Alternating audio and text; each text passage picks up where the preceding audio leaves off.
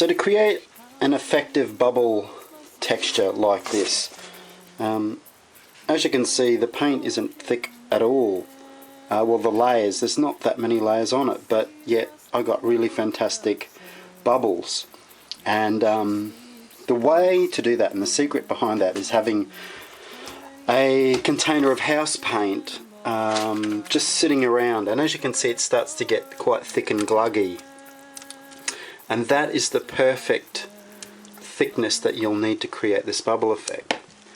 An easier way to create this technique, if you don't have the patience to wait around for that to thicken up, is to take some t-shirt transfer paper and iron it onto your board, like so. It's just ironed on the side, and as you can see, I've created 3 layers. The orange is the first layer that I've painted the whole thing, and then I've painted another acrylic layer over the top, and then finally I painted a white acrylic layer over the top, and then blasted it with a heat gun. And as you can see, 3 layers to get the bubble technique. And you can actually start to get bubbles on 2 layers with the t-shirt transfer paper. But if you put another coat on there, it would make it bubble more. Basically what it's doing is you're trapping air underneath. I just find that the t-shirt transfer paper really helps with you growing the bubbles. So, like for example, in this work here, as you can see, I just used t-shirt transfer paper and just 1 coat of acrylic paint, and as you can see, it bubbled just on that, just by doing that. And as you can see how thin it is, you can actually see the grain of the wood.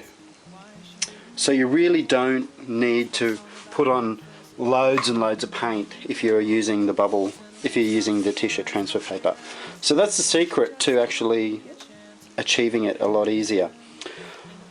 But in saying that, t-shirt transfer paper is quite expensive, so if you've just got some house paint lying around, you want water-based, not oil-based. All it's just a matter of doing is just slopping a couple of coats on, letting it dry, and then heating it up with the heat gun, letting it dry, and letting it cool down completely, maybe leaving it for a day and then coming back and then blasting it again with the heat gun, and then you will get this type of effect.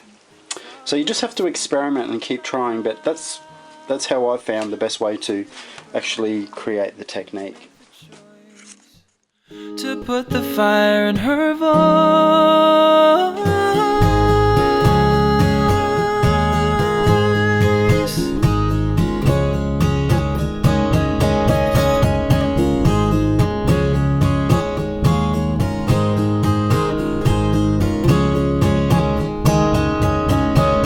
It's not that you're not beautiful, you're just not beautiful to me. She said, how beautiful do I have to be?